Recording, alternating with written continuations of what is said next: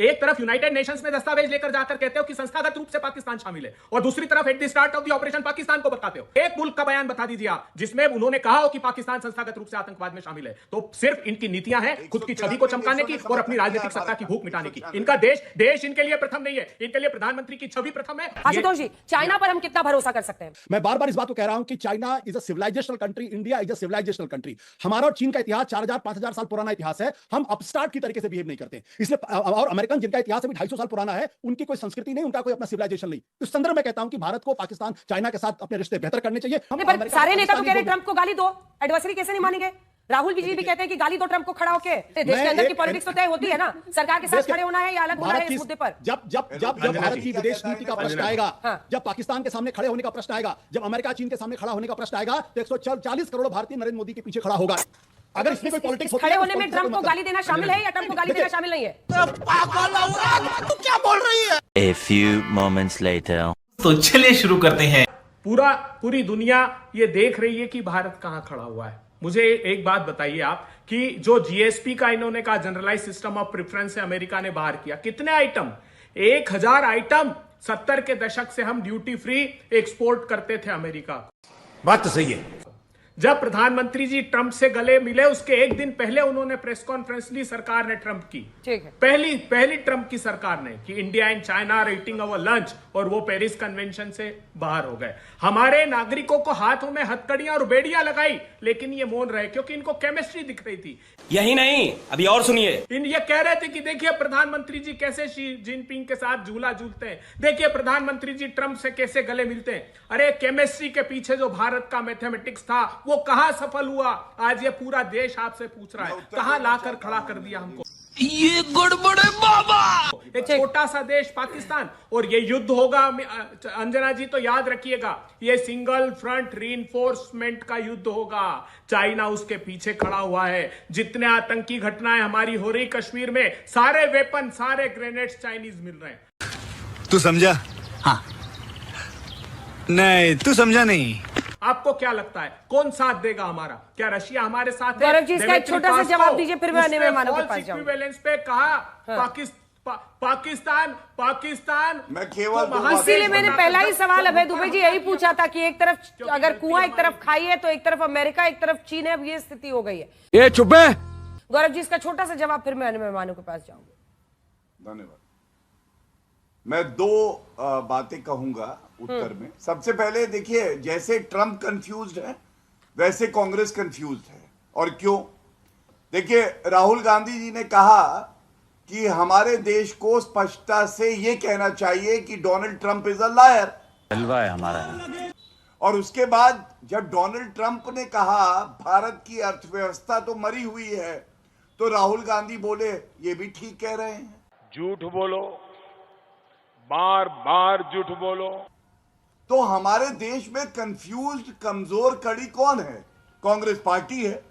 और दूसरी बात, अभी तक राहुल गांधी कहते थे और सारे कांग्रेसी प्रवक्ता कि ये जो हमारा ऑपरेशन सिंदूर है जो अभी भी चल रहा है, ये रुकवाया ट्रंप ने क्योंकि ट्रेड करना था, दबाव है। क्या बोला तूने? अब अगर दबाव इतना था तो फिर टैरिफ क्यों लगा? इसका मतलब हमारा मजबूत देश है, हम किसी के दबाव में नहीं आते, हम तो दबाव देते हैं। और अभी तो रुको, क्लाइमैक्स अभी बाकी है। अंजना जी इसके बाद ही तो प्रधानमंत्री जी केक काटने गए। इसके बाद ही आईएसआई को पठानकोट बुला लिया जांच के लिए। झुके रहना पड़ेगा मेरे आगे। शर्मनाक बात नहीं है? एक तरफ यूनाइटेड नेशंस में दस्तावेज लेकर जाकर कहते हो कि संस्थागत रूप से पाकिस्तान शामिल है, और दूसरी तरफ at the start of the operation Pakistan को बताते हो कि हम ये ऑपरेशन करने वाले। तो विश्व क्यों भरोसा करेगा? आपने ऑपरेशन सिंदूर के लिए सारे सांसद भेजे, आपके पड़ोसी मुल्कों तक में नहीं भेजे। और सही पकड़े हैं। यही नहीं, अभी और सुनिए। और एक मुल्क का बयान बता दीजिए आप जिसमें उन्होंने कहा हो कि पाकिस्तान संस्थागत रूप से आतंकवाद में शामिल है। तो सिर्फ इनकी नीतियां हैं खुद की छवि को चमकाने की और अपनी राजनीतिक सत्ता की भूख मिटाने की। इनका देश इनके लिए प्रथम नहीं है, इनके लिए प्रधानमंत्री की छवि प्रथम है। ये गड़बड़ है बाबा। और इनकी सत्ता सिर्फ डोमेस्टिक पॉलिटिक्स ही कर रही है। ये फॉरेन पॉलिसी तो कब से समाप्त कर दी इन्होंने, 2014 के बाद ही। अंजना जी, वह क्या सीन है? आशुतोष जी, चाइना पर हम कितना भरोसा कर सकते हैं? क्या ये स्ट्रैटेजी सही है? मैं तो आज इस बहस को लाना चाहती हूं कि हम जो कर रहे हैं इस वक्त, हम ब्रिक्स पर अगर जोर दे भी रहे हैं तो हम चीन से पर कितना भरोसा कर सकते हैं? और देखिए ट्रंप क्या कर रहे हैं, न सिर्फ ट्रंप मुनीर का एक गठजोड़ बन रहा है, वो चाइना को भी धीरे धीरे रिझा रहे हैं। 90 दिन का एक्सटेंशन और बार बार मतलब अब चीन भी उनको अच्छा लगने लगा इंडिया के सामने। अंजना जी, जो सवाल आपने पूछा है उसका एक संदर्भ है, और वो जो आसिम मुनीर ने कहा, पहले मैं उस बारे को थोड़ा सा स्पष्ट कर दूं, फिर मैं चाइना पे आता हूं तो बात ज्यादा बेहतर तरीके से होगी। आसिम मुनीर का बयान दो कारणों से महत्वपूर्ण है। पहली बात यह कि भारत के जब एयर मार्शल AP सिंह ने कहा कि हमने 6 पाकिस्तान के विमान गिराए हैं, उसके बाद यह बयान आया। यही नहीं, अभी और सुनिए। उसके बाद उन्होंने जो बयान दिया वो अमेरिका की धरती से बयान दिया है। तो अमेरिका की धरती से बयान देना, और अमेरिका अगर भारत को अपना दोस्त मानता है, और हम मानते हैं कि डिप्लोमेटिकली हमने कोई ब्रेकडाउन किया नहीं है, तो एक अमेरिका की जमीन से आसिम मुनीर का इस तरीके से बयान देना दरअसल भारत को संदेश देने की कोशिश ट्रंप भी कर रहे हैं और आसिम मुनीर भी कर रहे हैं। लेकिन सही पकड़े हैं। दूसरी बात, महत्वपूर्ण सवाल यह है कि आसिम मुनीर हो या डोनाल्ड ट्रंप हो या अमेरिका हो या चाइना, 140 करोड़ के हिंदुस्तानियों को वो ना तो धमकी दे सकते हैं, ना ये सोच सकते हैं कि आप हिंदुस्तानियों को डरा रहे। हिंदुस्तान न कभी डरा है, न कभी डरेगा। शाबाश।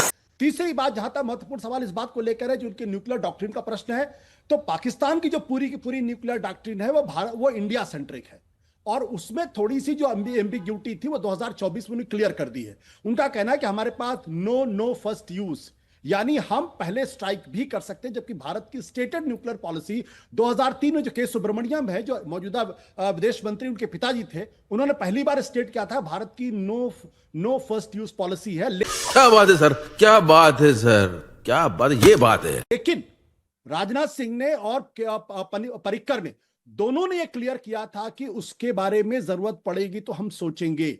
यानी भारत भी पाकिस्तान की किसी भी हरकत के लिए तैयार है, इसलिए पाकिस्तान ये समझ ले कि वो अगर हमको धमकी देने की कोशिश कर रहा तो डरने वाले नहीं। झुके रहना पड़ेगा मेरे आगे। तीसरी बात, जो चाइना का प्रश्न है, मैं बार बार इस बात को कह रहा हूं कि China is a civilisational country, India is a civilisational country. हमारा और चीन का इतिहास 4000-5000 साल पुराना इतिहास है। हम अपस्टार्ट की तरीके से बिहेव नहीं करते, इसलिए और अमेरिकन जिनका इतिहास अभी 250 साल पुराना है, उनकी कोई संस्कृति नहीं, उनका कोई अपना सिविलाइजेशन नहीं। इस संदर्भ में कहता हूं कि भारत को पाकिस्तान, चाइना के साथ अपने रिश्ते बेहतर करने चाहिए। बात तो सही है। इर्रिस्पेक्टिव ऑफ ऑपरेशन सिंदूर, उससे कई फायदे होने वाले हैं। एक, आप चाइना से जो हमारी टेंशन है, जो लगातार किटकिट हो रही है, उसमें कमी आएगी। चाइना दबाव डालेगा पाकिस्तान के ऊपर, उसमें भी कमी आ सकती है। और रूस जो थोड़ा सा डिस्टेंट दिखाई पड़ रहा है, उसमें भी कमी आने की संभावना। लेकिन अभी भी जियोपॉलिटिक्स काफी वोलेटाइल है। 15 अगस्त को अगर आप देखें तो पुतिन और ट्रंप की मुलाकात होने वाली है। भारत के प्रधानमंत्री चाइना जा रहे हैं, तो अभी कुछ भी कहना मुश्किल है। तू समझा? हाँ। नहीं, तू समझा नहीं। लेकिन ना तो हमें अमेरिका को अपना एडवर्सरी मानना चाहिए, क्योंकि अगर मानेंगे तो हम सारे नेता तो कह रहे ट्रंप को गाली दो, एडवर्सरी कैसे नहीं मानेंगे? राहुल जी भी कहते हैं कि गाली दो ट्रंप को खड़ा होके। मैं नहीं मानता। और अब ओवैसी साहब भी कहते हैं कि पॉलिटिकल स्टेटमेंट दीजिए ट्रंप के खिलाफ। एक बात समझिए, ये सही है बाजी भाई। पॉलिटिकल पार्टीज क्या बयान देती है उससे मुझे फर्क नहीं पड़ता।